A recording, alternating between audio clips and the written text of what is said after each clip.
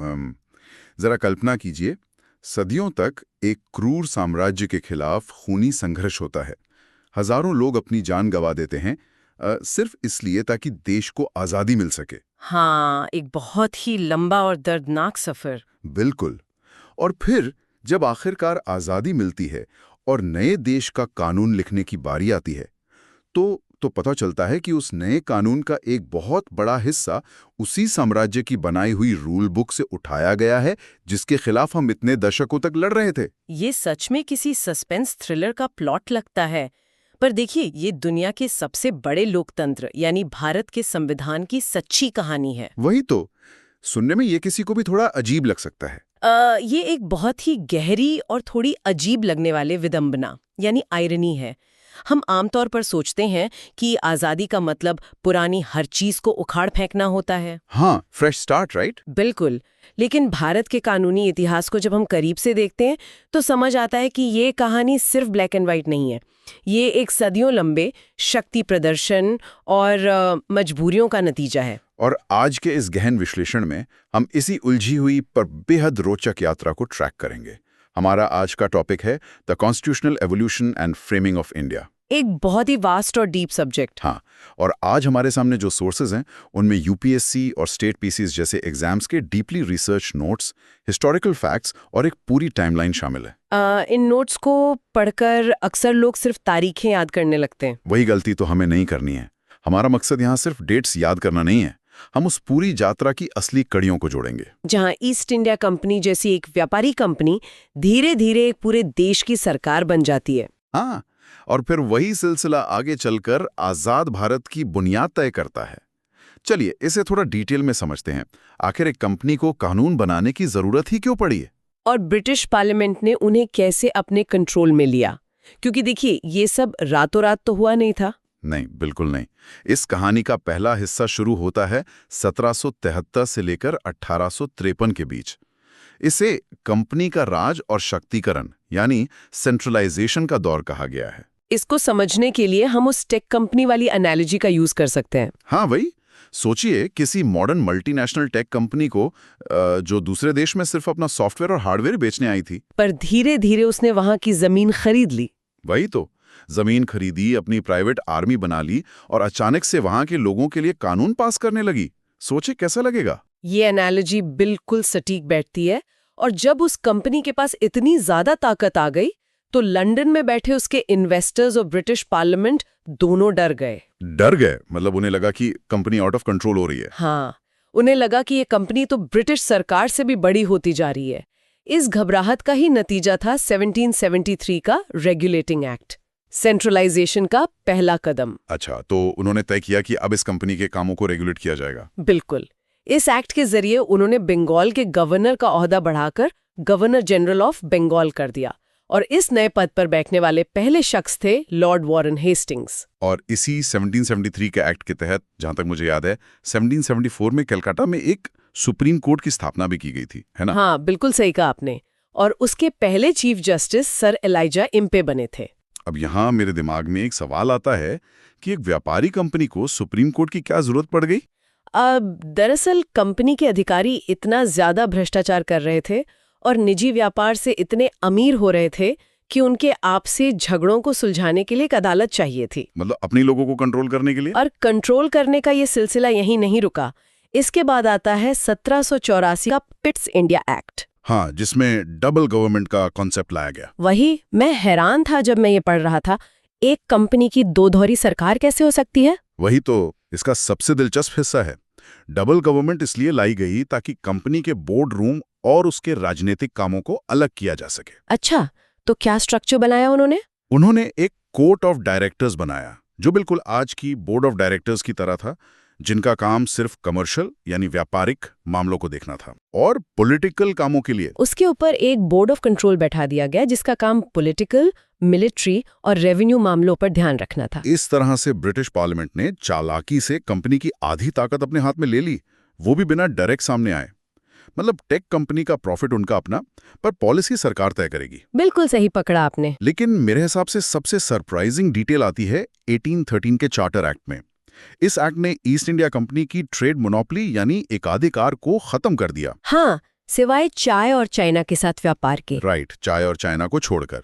लेकिन जिस चीज ने मुझे सबसे ज्यादा रोके रखा वो ये थी कि हिंदुस्तानियों की शिक्षा के लिए उस जमाने में 1 लाख रुपए का बजट दिया गया। 1 लाख रुपए उस वक्त एक बहुत बड़ी रकम थी। वही ना। अब मैं ये सोचने पर मजबूर था कि एक मुनाफे के भूखे व्यापारी दल को अचानक से यहाँ के लोगों की पढ़ाई की फिक्र क्यों होने लगी? आपका ध्यान बिल्कुल सही जगह गया है। देखिए, इसके पीछे कोई समाज सेवा या बड़ा दिल नहीं था। फिर क्या फायदा था उनका इसमें? जब कोई कंपनी एक पूरे देश का प्रशासन संभालने लगती है तो उसे हजारों की तादाद में क्लेरिकल स्टाफ चाहिए होता है। लंदन से अंग्रेजों को बुलाकर यहाँ रखना बहुत महंगा पड़ता था। ओह, तो उन्हें सस्ते क्लर्क्स चाहिए थे। बिल्कुल, उन्हें एक ऐसी आबादी चाहिए थी जो थोड़ी बहुत अंग्रेजी समझ सके, पढ़ी लिखी हो और उनके एडमिनिस्ट्रेशन का निचला हिस्सा आसानी से संभाल सके। ये 1 लाख रुपए उसी सस्ती फोर्स को तैयार करने की इन्वेस्टमेंट थी। कमाल का दिमाग लगाया था। और ये प्रशासनिक रूप पूरी तरह से सामने आता है 1833 के चार्टर एक्ट में, जिसे सेंट्रलाइजेशन का आखिरी बड़ा कदम माना जाता है। हाँ, अब तक जो गवर्नर जनरल ऑफ बंगाल था उसे पूरे देश का यानी गवर्नर जनरल ऑफ इंडिया बना दिया गया। और लॉर्ड विलियम बेंटिक इस नए ताकतवर पद पर बैठने वाले पहले व्यक्ति थे। सही कहा। अब ताकत पूरी तरह से एक जगह आ चुकी थी और ईस्ट इंडिया कंपनी एक प्योरली एडमिनिस्ट्रेटिव बॉडी बनकर रह गई थी। और इसी दौरान कानून को सिस्टमेटाइज करने के लिए लॉर्ड मकाले के अंडर एक लॉ कमीशन भी बनाया गया। और शक्तिकरण के इस दौर का आखिरी बड़ा एक्ट था 1853 का चार्टर एक्ट। मैंने पढ़ा था कि इसने सिविल सर्विसेज के लिए ओपन कंपटीशन की शुरुआत की थी। हाँ, इसका मतलब था कि अब इन बड़ी नौकरियों के लिए खुली प्रतियोगिता होगी, जो पहले सिर्फ सिफारिशों पर चलती थी। और इसी एक्ट ने पहली बार गवर्नर जनरल की काउंसिल के लेजिस्लेटिव और एग्जीक्यूटिव कामों को अलग अलग किया गया। बिल्कुल, कानून बनाने वाले और कानून लागू करने वाले हिस्सों को अलग किया गया। आज जो हमारी संसद और सरकार का अलग ढांचा देखते हैं, ये उसकी एक बहुत ही शुरुआती झलक थी। पर यहां से कहानी में एक बहुत बड़ा मोड़ आता है। 1853 आते आते कंपनी ने ताकत तो जमा कर ली थी, पर जमीनी हकीकत तो कुछ और ही चल रही थी। क्योंकि उसके बाद ही 1857 की क्रांति हुई, जिसने सब बदल दिया। वही 1857 के महाविद्रोह ने सिस्टम को पूरी तरह क्रैश कर दिया। ब्रिटिश क्राउन को समझ आ गया कि अब इस कंपनी के भरोसे इतना बड़ा देश नहीं छोड़ा जा सकता। यहां से उन्होंने डायरेक्ट कंट्रोल लिया और कानून बनाने के एक नए दौर का आगाज हुआ, जिसे हम क्राउन रूल कहते हैं, 1858 से लेकर 1909 तक। 1858 का गवर्नमेंट ऑफ इंडिया एक्ट इसी डैमेज कंट्रोल का हिस्सा था, है ना? बिल्कुल, और इस कानून को बड़े ही आकर्षक नाम के साथ लाया गया, act for the good government of India. Good government, हाँ। तो इसमें उन्होंने क्या बदलाव किए? वो जो 1784 में डबल गवर्नमेंट की व्यवस्था थी, उसे पूरी तरह खत्म कर दिया गया, क्योंकि अब कंपनी ही नहीं रही थी। उसकी जगह एक नया ऑफिस बनाया गया, secretary of state for India, जो लंदन में बैठता था। हाँ, और जो गवर्नर जनरल ऑफ इंडिया थे, उनका नाम बदलकर वाइसरॉय कर दिया गया। पहले वाइसरॉय बने लॉर्ड कैनिंग। चलिए, नाम और पोस्ट तो बदल गए, लेकिन मुझे यहाँ एक अजीब सा उलटफेर दिखता है। हाँ? उसके ठीक 3 साल बाद आता है 1861 का इंडियन काउंसिल्स एक्ट, जिसने डिसेंट्रलाइजेशन शुरू किया। वही तो। अब तक हम देख रहे थे कि शक्तियां एक जगह लाई जा रही थी, पर 1861 के एक्ट ने अचानक से शक्तियों का विकेंद्रीकरण शुरू कर दिया। मद्रास और बॉम्बे की जो पावर्स छीन ली गई थी, वो उन्हें वापस मिल गई। और इसी एक्ट में पोर्टफोलियो सिस्टम की भी शुरुआत हुई, जहां अलग अलग डिपार्टमेंट्स बांटे गए थे। यहाँ मेरे दिमाग में एक बहुत बड़ा सवाल आता है, क्या 1861 का ये डिसेंट्रलाइजेशन वाकई हिंदुस्तानियों को शक्ति देने के लिए था? नहीं। या फिर उन्हें समझ आ गया था कि इतने बड़े देश को एक जगह बैठकर कंट्रोल करना नामुमकिन है? आपका दूसरा पॉइंट बिल्कुल सही है। 1861 में पावर वापस देना उनके किसी बड़े दिल का नतीजा नहीं था। 1857 की क्रांति ने अंग्रेजों को बुरी तरह डरा दिया था। मतलब उन्हें रियल थ्रेट फील हुआ था। हाँ, उन्हें समझ आ गया था कि अगर आप सेंटर में बैठकर सारे फैसले लेंगे और जमीनी हकीकत से पूरी तरह कटे रहेंगे, तो ऐसी बगावतें बार बार होंगी। तो ये डिसेंट्रलाइजेशन उनकी मजबूरी थी? बिल्कुल, एक प्रशासनिक मजबूरी। वो चाहते थे कि स्थानीय मुद्दों को स्थानीय स्तर पर ही सुलझा लिया जाए, ताकि सारा गुस्सा सीधे सेंटर तक ना पहुंचे। समझ गया। और अपनी ताकत बचाने की इस नीति का सबसे खतरनाक रूप हमें आगे 1909 के इंडियन काउंसिल्स एक्ट में दिखता है, जिसे हम मॉर्ले मिंटो रिफॉर्म्स के नाम से जानते हैं। इस एक्ट की एक डिटेल काफी मशहूर है कि सत्येंद्र प्रसाद सिन्हा वाइसरॉय की एग्जीक्यूटिव काउंसिल में शामिल होने वाले पहले भारतीय बने थे। ये सुनने में प्रतिनिधित्व यानी रिप्रेजेंटेशन लगता है। यहाँ सबसे हैरान केस बात यह है कि कैसे एक छोटे से कानूनी दांव ने कितना बड़ा और भयानक असर डाला। आप सेपरेट इलेक्टोरेट्स की बात कर रही हैं? हाँ, इस एक्ट ने मुस्लिम्स के लिए सेपरेट इलेक्टोरेट्स लाया। इसका कॉन्सेप्ट ये था कि मुस्लिम उम्मीदवारों को सिर्फ और सिर्फ मुस्लिम वोटर्स ही वोट दे सकते थे। थोड़ा रुकिए, मतलब उन्होंने सच में कानून में लिख दिया था कि धर्म के आधार पर ही वोट डाले जाएंगे? बिल्कुल। और इस तरह कानूनी तौर पर सांप्रदायिकता यानी कम्युनलिज्म को पहली बार मान्यता दे दी गई। ये तो सीधा सीधा दंगे करवाने वाला कानून लगता है। उन्होंने इसको लीगली जस्टिफाई कैसे किया? उन्होंने इसको माइनॉरिटीज के हितों की रक्षा का चोला पहनाया। उनका तर्क था कि उन्हें उनके अपने नेता चुनने का हक होना चाहिए। लेकिन इसका जमीनी असर तो बहुत बुरा हुआ होगा। बहुत बुरा। इसका असर ये हुआ कि नेताओं को दूसरे धर्म के लोगों के पास वोट मांगने जाने की जरूरत ही नहीं रही। इसने डिवाइड एंड रूल को संस्थागत कर दिया, जिसने आगे चलकर देश के विभाजन की बुनियाद रखी। ये सच में द्रावित करने वाला है कि कानून कैसे समाज को तोड़ने के हथियार बन सकते हैं। और जैसा कि तय था, 1909 के रिफॉर्म्स ने भारतीयों को संतुष्ट नहीं किया और आक्रोश बढ़ता गया, जिसके नतीजे में अंग्रेजों को और बड़े स्ट्रक्चरल चेंजेस लाने पड़े। 1919 और 1935 के एक्ट्स, जो कि एग्जाम पैटर्न के हिसाब से सबसे जरूरी हिस्सा हैं। तो बात करते हैं 1919 के गवर्नमेंट ऑफ इंडिया एक्ट की, जिसे मॉन्टेगो चेम्सफोर्ड रिफॉर्म्स भी कहते हैं। अंग्रेज इस बार एक नया भ्रम लेकर आए थे, डायरकी, जो प्रोविंशियल लेवल यानी प्रांतीय स्तर पर लाया गया। डायरकी, ये थोड़ा टेक्निकल लगता है। इसका आम शब्दों में क्या मतलब था? सरल शब्दों में ये दोहरी शासन प्रणाली थी। उन्होंने विषयों को दो हिस्सों में बांट दिया, रिजर्व्ड और ट्रांसफर्ड। और इससे आम भारतीय नेता परेशान क्यों थे? क्योंकि रिजर्व्ड विषय उन्होंने अपने पास रखे, जैसे पुलिस, जस्टिस और सबसे जरूरी फाइनेंस। इन पर ब्रिटिश गवर्नर का पूरा कंट्रोल था। और भारतीयों को क्या मिला? उन्हें ट्रांसफर्ड विषय दिए गए, जैसे हेल्थ और एजुकेशन। अब सोचिए, आप एक भारतीय मंत्री हैं, आपको अस्पताल बनाने हैं, पर पैसा तो गवर्नर के पास है। ओह, आपके पास जिम्मेदारी पूरी है पर ताकत जीरो। ये तो सीधा सीधा पब्लिक रिलेशंस का स्टंट लगता है, पावर देने का दिखावा। वही तो। इसके अलावा 1919 के एक्ट ने देश में पहली बार बाइकैमरलिज्म यानी दो सदन वाली व्यवस्था और डायरेक्ट इलेक्शंस की शुरुआत की। पर इस सबसे भी बात नहीं बनी, इसलिए 1935 का गवर्नमेंट ऑफ इंडिया एक्ट लाया गया। हाँ, ये इतना बड़ा दस्तावेज था कि आज हमारे संविधान का बेस यहीं से आता है। इस एक्ट में एक ऑल इंडिया फेडरेशन का प्रस्ताव था, जो हालांकि कभी सफल नहीं हुआ, प्रिंसली स्टेट्स की वजह से। बिल्कुल। पर इसने एक बड़ा काम ये किया कि प्रोविंसेस से डायरकी हटाकर उसे सीधा सेंटर में लागू कर दिया। और पावर्स को 3 लिस्ट में बांटा गया, फेडरल, प्रोविंशियल और कॉन्करेंट।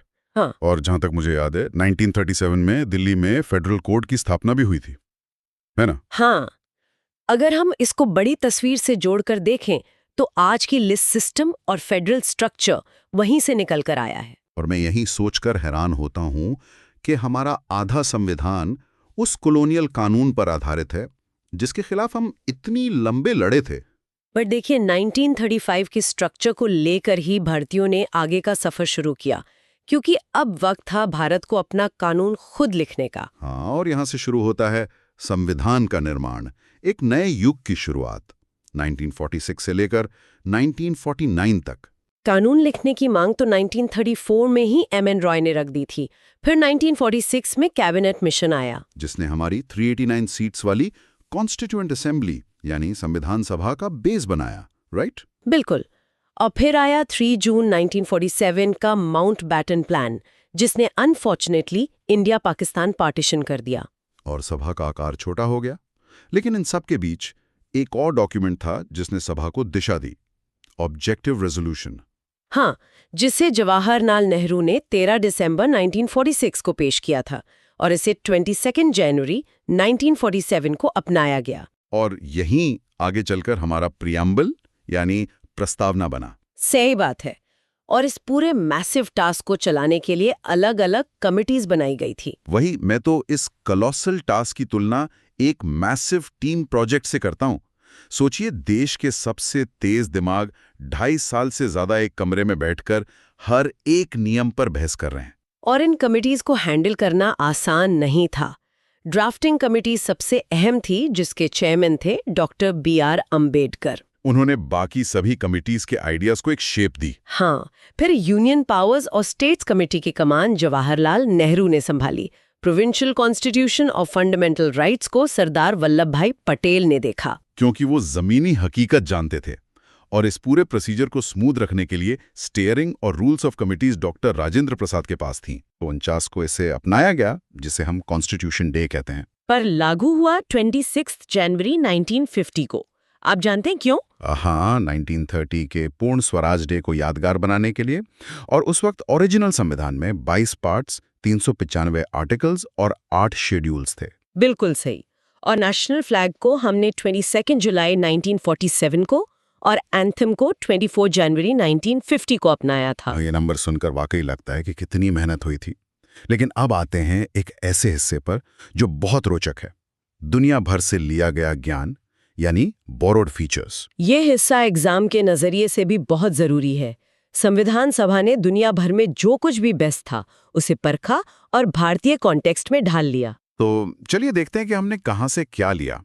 यूके से हमने parliamentary government, rule of law, single citizenship और बायकैमरलिज्म लिया। हाँ, क्योंकि हम उस सिस्टम से वाकिफ थे। और यूएसए से हमने fundamental rights, preamble, judicial review और प्रेसिडेंट का इम्पीचमेंट लिया। आयरलैंड से हमने DPSP यानी directive principles of state policy और प्रेसिडेंशियल इलेक्शन का मेथड लिया। और कनाडा से एक स्ट्रॉन्ग सेंटर के साथ फेडरेशन और रेजिड्यूरी पावर्स का कंसेप्ट। USSR से हमने फंडामेंटल ड्यूटीज और जस्टिस के आइडियल्स लिए, सोशल, इकोनॉमिक और पॉलिटिकल। और जैसा हमने पहले बात की, GOI एक्ट 1935 से federal scheme, office of governor और इमरजेंसी प्रोविजंस। तो इन सब का आखिर मतलब क्या है? क्या भारत का संविधान सिर्फ एक कट एंड पेस्ट जॉब था? देखिए, ये कट पेस्ट बिल्कुल नहीं था।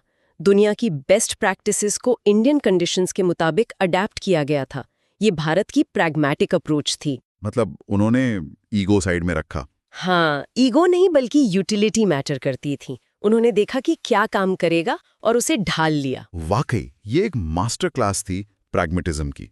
तो अगर हम इस पूरे सफर को समेटें तो हमने देखा कि कैसे 1773 की एक ट्रेडिंग कंपनी के रूल से निकलकर 1950 में एक सॉवरन नेशन का मेगा डॉक्यूमेंट तैयार हुआ। ये 1773 से 1950 तक की जर्नी किस तरह पावर के ट्रांसफर और सेल्फ गवर्नेंस की कहानी है। सुनने वालों के लिए मेरी यही सलाह होगी कि इन एग्जाम पॉइंट्स को खासकर 1919 और 1935 के एक्ट्स और बोरोड फीचर्स को जरूर ध्यान में रखें। इससे एक बड़ा जरूरी सवाल उठता है जो मैं आज छोड़ना चाहूंगी। हाँ, बोलिए। अगर हमारे संविधान और प्रशासन का इतना बड़ा हिस्सा 1935 के ब्रिटिश कॉलोनियल एक्ट से आया है, तो क्या आज के दौर की हमारी ब्यूरोक्रेसी और सरकार चलाने का तरीका अभी भी अपने DNA में कॉलोनियल है? क्या हमने सिर्फ रूलर्स बदले हैं, रूल बुक नहीं? एक बहुत ही डीप थॉट है। क्या हम वाकई उस आत्मा को पूरी तरह बदल पाए हैं? सुनने वालों को इस पर खुद सोचने के लिए हम यहीं छोड़ते हैं। हमारे इस गहन विश्लेषण में आज साथ जुड़ने के लिए और अपना समय देने के लिए बहुत बहुत धन्यवाद।